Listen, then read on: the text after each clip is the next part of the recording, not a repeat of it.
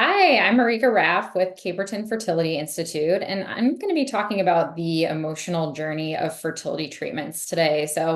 This can be a very long, hard journey for patients, and I found that, coping with some of the emotional ups and downs of of fertility treatments can be very difficult. So, first and foremost, I just really want patients to acknowledge that having difficulty with fertility treatments is normal. Studies have shown that up to 40% of women, as well as their partners, experience depression and anxiety related to infertility compared to fertile couples. So I think it's really important to understand that having those feelings is normal and that there are lots of resources and options to help you kind of manage those challenges. So I think one thing that's really important to remember is that infertility treatments can really start to feel like they're taking over your life.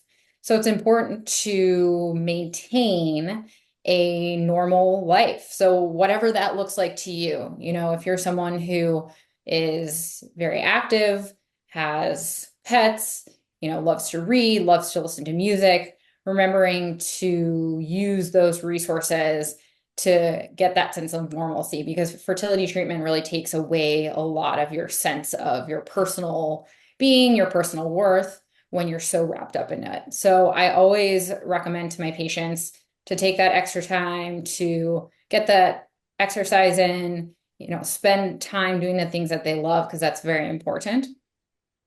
I think that maintaining a routine is important for all of us, and especially when you're feeling so structured in your infertility treatments. And then reaching out to those people around you to talk about your feelings. It's very easy to feel isolated when you're going through this, even, if you're going through it with a partner. And importantly, reaching out to those people that you feel safe sharing. A lot of individuals go through the fertility treatment, without sharing with friends and family, because it can be a difficult topic to bring up and they may not get positive responses. So, kind of finding those people in your circle that you feel safe sharing. And sometimes your friends and family need you to let them know how to help you. What are things that are helpful for you in those times of stress and anxiety. And, there's going to be times when people may say the wrong thing, and acknowledging that is okay too. So really making sure that you have a support system.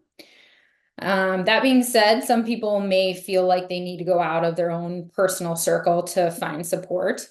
There are wonderful resources out there for support, whether it's an online or in-person support group.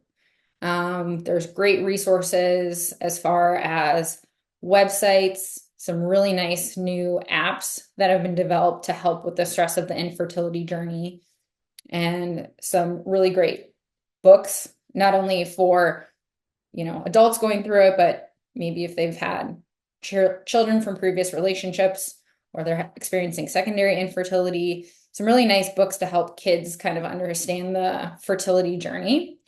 We will be including a link to a page that has all of these resources listed.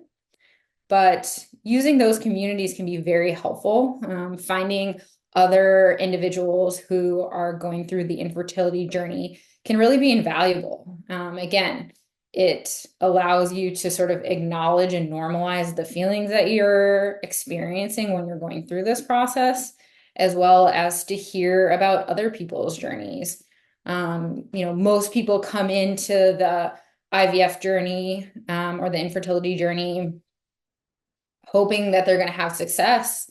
And sometimes it takes more than one cycle to achieve that goal. And it can be helpful to hear from other couples that maybe have had the same struggles, that have had to go through multiple cycles and have had disappointments, and to hear from people who eventually did have success. And that's another thing. I think, maintaining a positive outlook during this period can be really difficult, especially if you do face some of those obstacles. So one thing I really like to tell my patients is to really take things one day at a time. Try to focus on, what is happening today with your treatment, what is good about the treatment thus far, even if you're facing a disappointment, canceled cycle, what good came of the cycle? What information did we learn? It's really important to maintain the idea that whatever joy or disappointment you're facing today doesn't predict what is going to happen in your future, what's going to happen tomorrow when you come into the clinic. And that can be something that patients really struggle with, to sort of maintain the outlook of just taking everything one step at a time and not getting ahead of themselves.